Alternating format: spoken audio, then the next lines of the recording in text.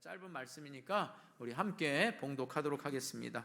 누가복음 5장 33절에서 35절까지 말씀입니다. 시작. 예수께 말하되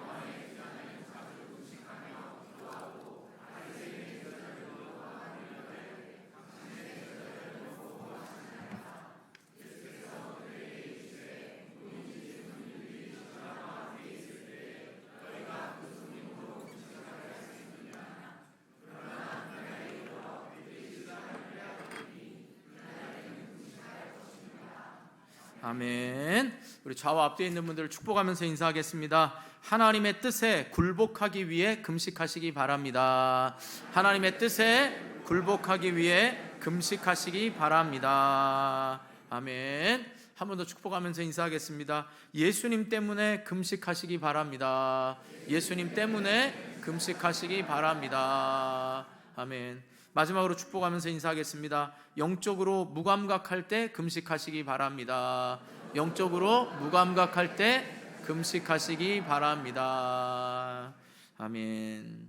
자, 오늘 말씀은 지난 말씀에 이어지는 말씀입니다.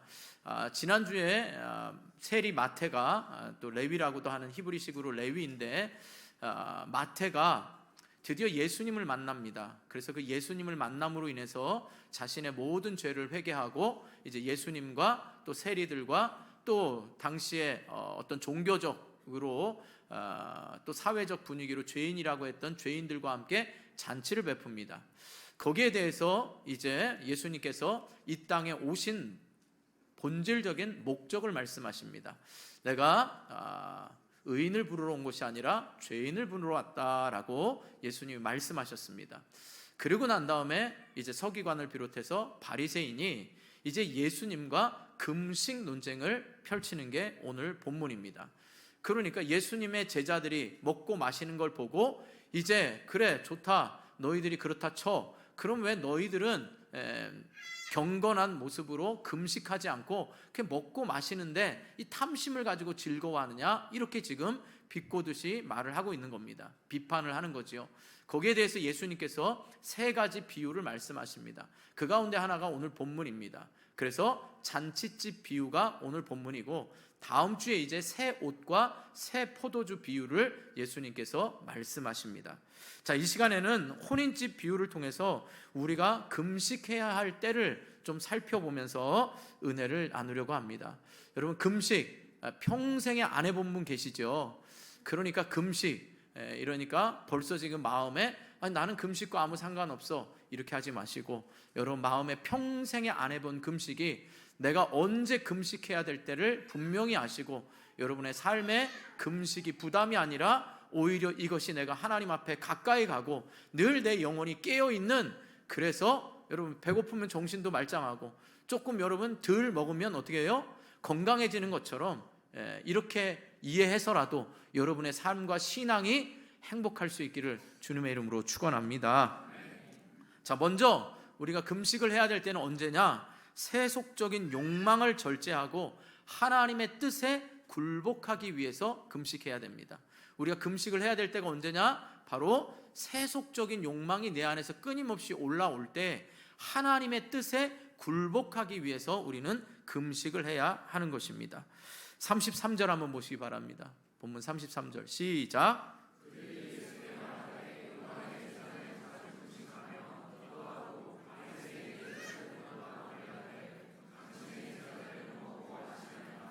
아멘. 앞서 말씀드린 대로 지금 마태가 돈이 얼마나 많아요. 잔치를 베푸는데 먹을 것이 엄청 많았을 것 같습니다. 우리가 한번 상상을 해보지요. 그런데 그냥 제자들이 이게 웬 떡이냐 이러고, 우리가 막 그냥 어디 좋은 뷔페나 어디 가면 막 진짜 그런 거 있잖아요. 새우도 평소에 조그만 거 국에 넣어서 먹다가 갑자기 새우가 이따만한 게 나온 겁니다. 그런데 평소에 못 먹는 랍스타도 나옵니다. 그럼 막 어떻게 돼요? 정신없이 먹을 거 아니겠어요?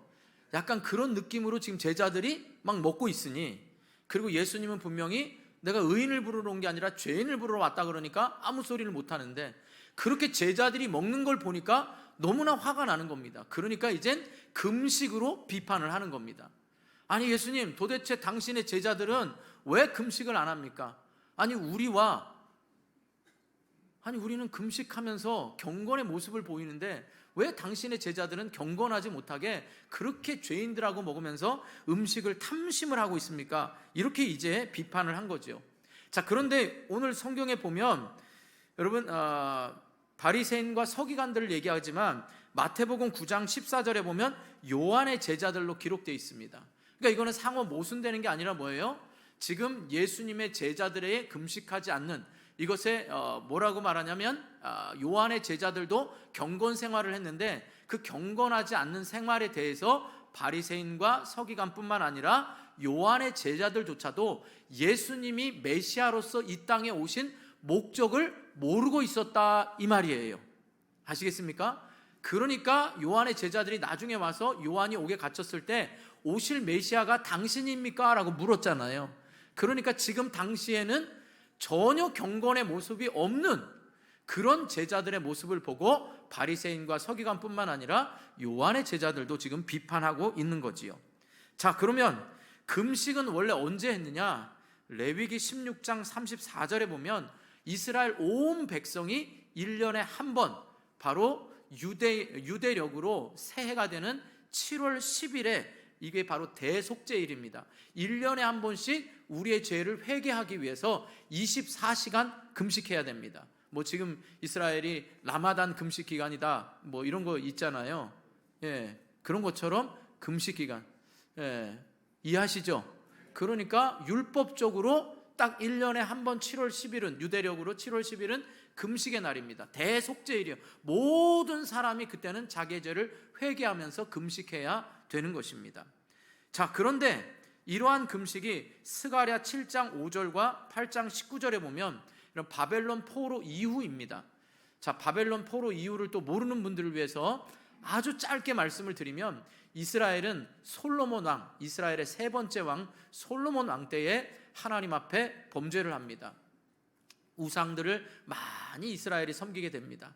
여기에 대해서 하나님께서 그 아들 르호보암 때에 북쪽 이스라엘과 남쪽 유다로 나눕니다. 북쪽은 10지파, 남쪽은 2지파로 갈라지게 됩니다. 그리고 북쪽 이스라엘은 BC 722년에 아수르라는 나라에 의해서 멸망을 합니다. 또 남쪽 유다는 BC 586년에 바벨론에 의해서 멸망을 합니다.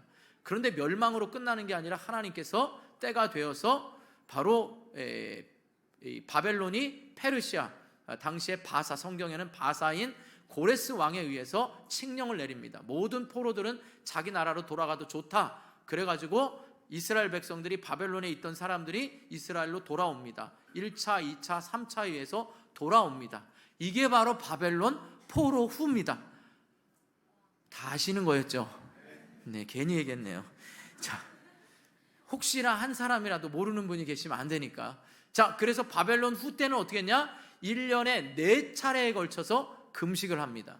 그러니까 구약에는 첫 번째 대속죄일에 금식을 해야 됩니다. 바벨론 포로 후에는 4차례 4일간, 그러니까 연속적이 아니라 달마다 정해진 달에 4번이나 이제 금식을 해야 됩니다.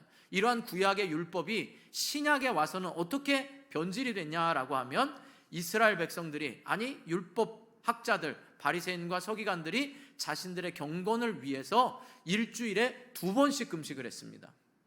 언제 한지 아십니까?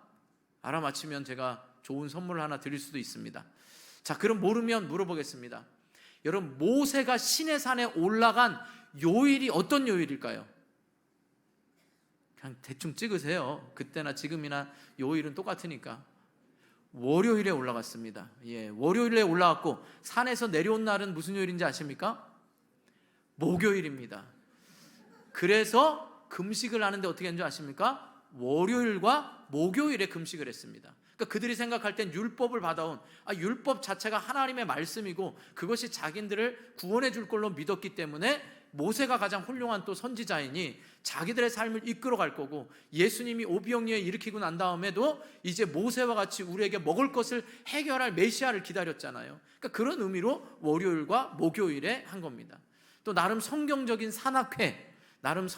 산악회들은 모여서 어떻게 한 줄 아십니까? 똑같이 월요일날 등산을 하고 목요일날 등산을 합니다. 이건 전혀 성경적이지 않습니다. 자기 나름대로 했지만 어쨌든 그런 습관을 따라 월요일과 목요일에 이틀이나 금식을 했습니다. 그런데 이러한 금식의 성격도 바뀌었습니다. 구약에서는 사무엘상 31장 13절에 보면 금식이 슬픔, 자신들이 어떤 하나님께서 벌을 내리실 때 이 슬픔과 아까 말한 대속죄일의 회개의 표시로 금식을 했습니다. 그러니까 내 마음이 너무 슬프면 하나님 앞에 내가 너무나 이 일들에 대해서 안타까우면 슬픔의 금식을 하고 또 하나님 앞에 범죄한 거에 대해서 회개를 했습니다. 이게 바로 당시의 금식의 성격이었습니다. 그런데 신약시대에 와서 이 바리새인과 서기관들은 어떻게 했냐? 경건과 자기의 헌신의 표현으로 금식을 했습니다. 그렇기 때문에 자기 신앙을 과시하기 위해서 어떻게 해요? 금식할 때 얼굴을 흉하게 하고 일부러 슬픈 기색을 띄었습니다. 나 금식하느라고 너무 힘들었어. 월요일 날 금식했어. 그런 다음에 조금 또 어떻게 해요? 금요일 날 또 금식하고, 목요일 날 금식하고, 이렇게 사람들에게 보이려고 했던 거지요. 그러니까 여기에 대해서 바리새인과 서기관과 요한의 제자들은 뭐라고 한 거예요? 그들은 아니 우리의 제자들은 다 경건의 모양을 가지고 지금 하나님을 섬기고 있는데, 그런데 당신의 제자들은 이렇게 죄인들과 눈이 휘둥그레서 먹는데 급급하면 정신이 없습니까? 이렇게 지금 비판을 하고 있는다 이 말인 거지요. 그런데 여기서 흥미로운 것은 누가가 의사잖아요. 이 아주 예리한 관점으로 단어 하나를 쓰고 이걸 기록할 때, 여러분 여기서 금식 기도라고 할 때 기도라는 단어가 또 성경에 두 가지가 쓰였습니다. 이 데시스라는 단어가 공간복음에, 그러니까 마가나 또 마태는 이 단어를 썼습니다. 그러니까 이 단어는 어떤 의미냐? 우리가 흔히 말하는 하나님께 대해서만 기도할 때 이 단어를 썼습니다. 근데 누가는 이 유사한 단어인 프로슈케라는 단어를 썼습니다. 이것도 기도를 이야기합니다. 근데 여기서는 한편으로 하나님께만 대한 게 아니라 인간에게 드리는 경우도 있습니다. 그러니까 대상이 사람인 경우에는 바로 탄원하는 겁니다. 무슨 말이냐면 내가 지금 금식해서 하나님 앞에 기도하는 게 아니라 내가 지금 금식해서 굶게 생겼고 나를 불쌍히 여겨달라, 막 이렇게 사람에게 보이려고 쓰는 단어가 바로 이 단어입니다. 그러니까 여러분 우리도 쉽게 이해하면 금식과 구별해야 될 게 뭐예요? 굶식입니다. 어쩔 수 없이 굶는 거, 이건 금식이에요? 아닙니다. 이건 자기가 아침밥 안 먹는 사람은 자연스럽게 굶식을 하는 거죠. 그 다음에 또 건강해지려고 하는 사람들, 또 이렇게 뭐 더 조절을 하는 사람들은 금식을 하잖아요. 그러니까 이것과 구별되는 기도의 단어를 썼다는 거죠. 그러니까 누가가 볼 때는 어떻게 해요? 저들의 금식 기도 말하는 표현이 하나님께 대한 온전한 금식의 성격이 아니라 사람에게 보이려고 하고 있다라고 지금 그렇게 이 단어를 사용하고 있는 거지요. 그러니까 바리새인과 서기관은 겉으로 보면 경건하게 그지없지만 실제로는 그들의 금식은 외식하는, 하나님이 기뻐하는 금식이 아니다 이 말인 거죠.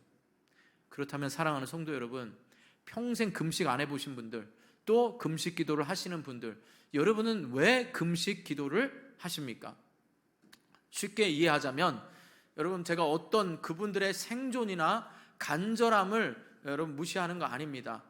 우리가 단식 투쟁이라고 말할 때 그들의 투쟁의 목적은 뭡니까? 자기의 뜻을 관철하기 위해서 그렇게 말합니다. 제가 그분을 결코 그분들의 모든 생각이나 그 방법들을 제가 판단하는 거 아닙니다. 더 쉽게 얘기하면 어린아이가 자기의 뜻을 여러분 관철시키기 위해서 어떻게 하죠? 나 밥 안 먹어 이러잖아요. 자기가 손해인데 나 밥 안 먹어, 그러면 엄마 아빠가 자기의 뜻을 들어줄 거라고 착각을 하는 거지요. 그러나 여러분 성경이 말하는 금식은 꼭 깨달으십시오. 우리의 뜻을 관철하는 게 아니라요, 늘 내 안에 세속적인 욕망과 내가 이 뜻을 알지 못해서 내 개인적인 뜻 이렇게 하고 싶은데 도대체 하나님의 뜻이 무엇인지를 알기 위해서, 쉽게 말하면 내 욕심의 뜻이 이런데 그 욕심을 하나님의 뜻에 굴복시키기 위해서 우리는 금식하는 겁니다. 하나님, 제가 이 사업장을 가지고 떼돈을 벌려고 합니다. 근데 이 떼돈 버는 게 제 생각이라면 하나님의 뜻으로 굴복시켜 주시옵소서. 이렇게 간절히 기도하는 것이 바로 우리는 금식 기도입니다. 왜? 우리가 먹고 마시고 하는 인간의 본성인 이 행복을, 그래서 여러분 단식 끊는 거하고 다르게 우리는 이걸 어떻게 하는 거예요? 금하는 겁니다. 여러분 건강해지려고 하는 분들, 다 어떻게 하죠? 무조건 끊는 게 아니고 절제를 해야죠. 그러니까 무조건 단식은 좋은 게 아니라는 거 여러분 다 아시죠? 먹으면서 운동하면서 건강해져야 되잖아요. 자, 여러분 보시기에 제가 이렇게 많이, 또 이것도 또 잘 조심해, 하여간 많이 이렇게 건강해 보입니까? 이 말이 참 어려운데 이거 그냥 방송어만 듣는 데는 못 알아들을 수도 있는데, 여러분 이해하셨죠? 여러분 보시기에 제가 한 10kg 뺄 만큼 그렇게 이렇게 많이 건강하진 않죠? 날씬해 보이죠? 근데 의사에게만 가면 제 수치를 보고 살 빼십시오 이렇게 말합니다. 이건 조절이 필요한 겁니다. 그러니까 저와 여러분 가운데 이게 이제 이어집니다. 왜 우리가 금식을 해야 될 때 그걸 조절을 해야 되냐? 늘 우리 안에 일어나는 하나님의 뜻이 아니라 내 뜻이 불쑥불쑥 나오기 때문에 우리는 하나님의 뜻에 굴복시키려고, 우리는 늘 우리가 살 빼고 수치를 보고 건강을 조심하는 것처럼 늘 하나님의 뜻에 굴복시키려고 금식을 하는 겁니다. 그래서 옛날 어른들은요, 아침 금식을 40일 100일 하면서 늘 우리의 삶을 하나님의 뜻에 굴복시키려고 했고, 저도 20살 때부터 매년 새해가 되면 3일씩 금식을 했습니다. 올 한 해 하나님의 뜻이, 내 뜻이 가는 게 아니라 하나님의 뜻에 굴복시키고, 또 우리가 교회가 중요한 결정을 내릴 때마다 내 뜻이 아니라 하나님의 뜻에 굴복시키려고 금식 기도를 하는 것입니다. 그러니까 여러분, 원래 나는 배고프면 아무것도 못해 이게 아니라 그만큼 내 안에 들어오는 이 욕심에 대한 이 안타까움이 하나님의 뜻에 굴복시키려는 간절함이 있어야 금식 기도를 할 수가 있는 것입니다. 그러니까 여러분, 단순히 밥 안 먹어 이 정도가 아니라 우리의 뜻을 관철시키기 위해서 하는 게 아니라 하나님의 뜻 안에 우리를 굴복시키려고 금식을 해야 되는 것입니다. 그러면 그렇게 하고 금식만 하는 게 아니라 어떻게 해요? 그리고 집안에서만 나 금식이야 아무것도 못해 이렇게 하는 게 뭐예요? 금식하면서 하나님의 뜻을, 하나님의 사랑을 실천하라라고 말씀합니다. 이사야 58장 6절과 7절 한번 보시죠. 시작.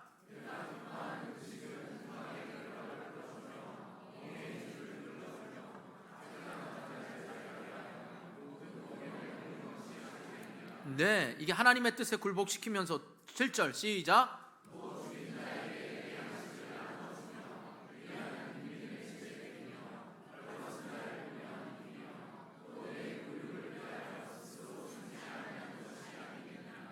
아멘. 그러니까 마치 자기가 하나님을 경건하게 사랑하고 한다고 하면서 이웃에게 사랑을 실천하지 않고 자기의 의와 자기의 외식적인 모습을 나타내는 게 아니라 내가 어떻게 해요? 이웃에게 사랑을 실천하면서, 금식하는 중에도 이웃에게 사랑을 실천하면서 하나님의 뜻을 이루어가는 거지요. 자, 그런데 바리새인과 서기관들은 어떻게 했어요? 누가복음 20장 47절에 보면 과부의 재산을 착취합니다. 그리고 그냥 하나님이 기뻐하지 않는 방법대로 그렇게 살아가면서도 자신들이 금식하고 경건하다고 지금 비판하고 있는 거지요. 거기에 대해서, 바리새인들의 금식에 대해서 예수님은 뭐라고 평가하셨냐면 마태복음 6장 16절에서 18절 보시죠. 시작.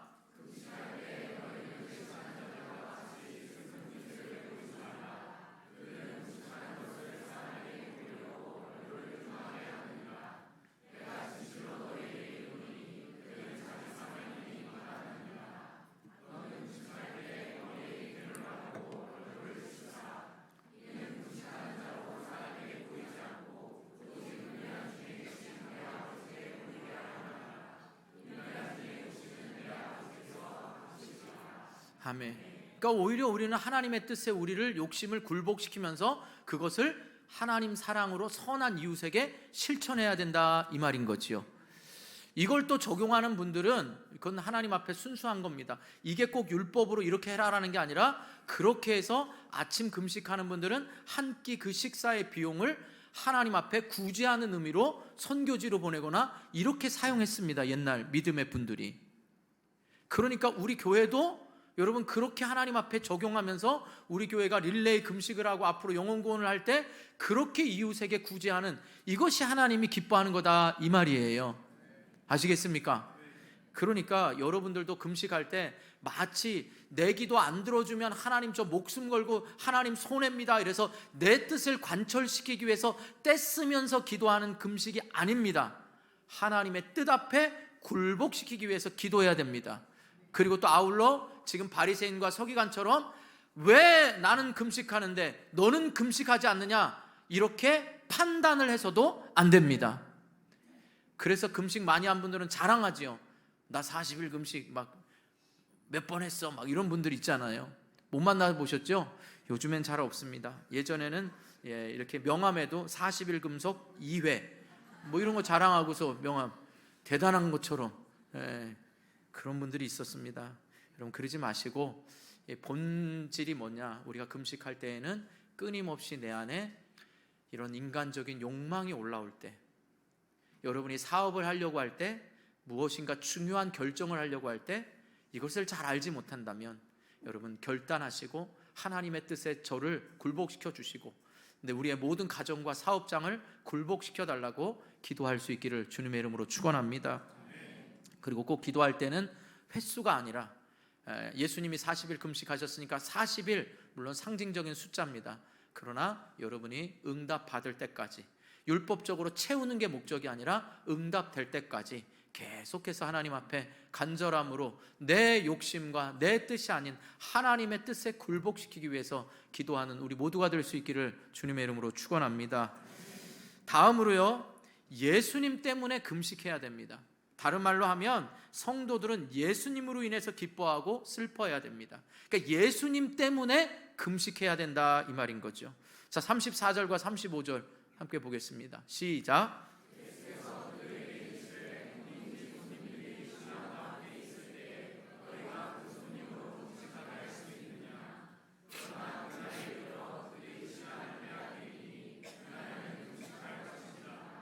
아멘.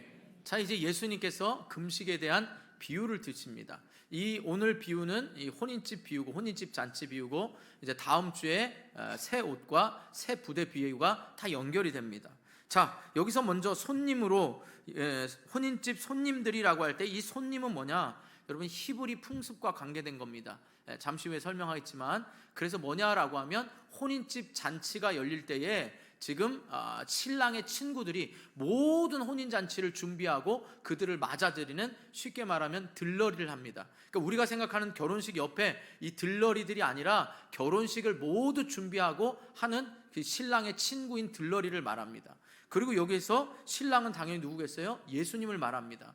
그러면 그 들러리는 지금 여기 비유에서는 뭐예요? 예수님의 제자들을 이야기합니다. 그럼 혼인집 비유를 하신 이유는 뭘까요? 이 혼인집은 바로 유대인들이 고대하던 그 메시아인 예수 그리스도와 바로 우리가 예수님의 신랑이 되는 그 혼인잔치를 지금 비유적으로 말씀하는 겁니다. 자, 이스라엘의 풍습에 있어서, 사회적 풍습에 있어서 제일 큰 잔치, 집안의 잔치, 동네 잔치는 뭐냐? 결혼식입니다. 그러니까 예수님은 지금 유대인들이 누구나 알고 있는 혼인집 잔치의 비유를 든 겁니다. 그러면서 자, 혼인집 잔치가, 우리는 결혼식 하루 하잖아요. 이스라엘은 7일을 합니다. 이 7일 동안 잔치하면서 뭐 그냥 동네 사람들이고 뭐고 다 잔치와 축제를 벌입니다. 그리고 이 일주일간 잔치할 때에는 금식 기간이어도 금식을 안 합니다. 뭐 우리 구약에 보면 여러분 징집 대상, 전쟁이 났을 때 신혼은 1년 동안 그 징집 대상이 안 되는 거 있잖아요. 여러 가지 조건들. 또 설명해야 됩니까? 자, 그렇습니다. 어쨌든 그래서 어떻게 해요? 지금 혼인집 잔치를 하고 있는데 이 들러리들이, 아니 손님들에게 식사할 걸 대접하고 같이 즐거워하고 준비해야 되니까 이때는 금식을 할 수가 없다, 이 말인 겁니다. 그러니까 이제 모두가 알아들은 거죠. 근데 중요한 건 예수님이 뭐예요? 금식을 하지 말아라 이렇게 말한 게 아닙니다. 금식할 뭐가 있어요? 때가 있다라는 겁니다. 여러분 이게 중요한 겁니다. 예수님은 금식을 하지 말아라가 아니라 너희들의 경건의 모습 좋다, 그런데 금식할 때가 있다라는 겁니다. 이 때가 언제냐? 바로 예수님께서 고난을 당하시고 죽임 당하시고 부활하시기 전, 바로 그 기간, 고난 당하신 그 기간에는 예수님을 위해서 슬퍼하라는 게 아닙니다. 예수님이 안 계시니까 그 기간을 이겨낼 수 있도록 우리로 하여금 기도하도록 하는 겁니다. 잘 이해하십시오. 그러니까 지금 이 때라는 건 바리새인과 서기관의 중심은 뭐예요? 율법에 의한 자기들의 의와 자기들의 경건을 나타내기 위한 자기 중심의 금식인데, 예수님의 금식은 뭘 말해요? 예수님이 중심인 겁니다. 이해하시겠습니까? 예수님과 함께 있는 신부가 됐던 들러리가 됐던 모든 손님들은 기뻐할 일이죠. 근데 예수님과 함께 하지 않은, 예수님이 안 계신 그들은 어떻게 해야 돼요? 금식을 해야 되는 거예요. 그러니까 우리의 신앙의 중심도, 여러분 이걸 생각하세요. 다음 주에 이제 얘기하겠지만, 너희들이 갖고 있는 형식적인 것, 그것 때문에 예수님이 오셔서 지금은 기뻐해야 될 때인데 그 때를 알지 못하고 금식하고 있는 너희는 예수 그리스도의 신앙의 중심이 아니라 율법과 옛날의 습관에 따른 여기에 대한 금식에 대한 안타까움을 가지고 지금 예수님은 금식할 때가 있다라는 걸 분명히 말씀해 주신 겁니다. 이해하셨죠? 아주 천천히 말씀을 드렸습니다. 여러분 이게 굉장히 중요합니다. 그러니까 이걸 우리에게 적용해 보세요. 우리의 인생이, 여러분이 지금 예수님과 동행하면서 신앙생활을 행복하게 하고 있다면 금식할 이유가 없습니다. 그렇죠? 근데 하나님의 뜻에 굴복시키려면 기도해야겠죠. 그런데 그 뜻을 날마다 즐거워하고 있다면 금식할 필요가 없습니다.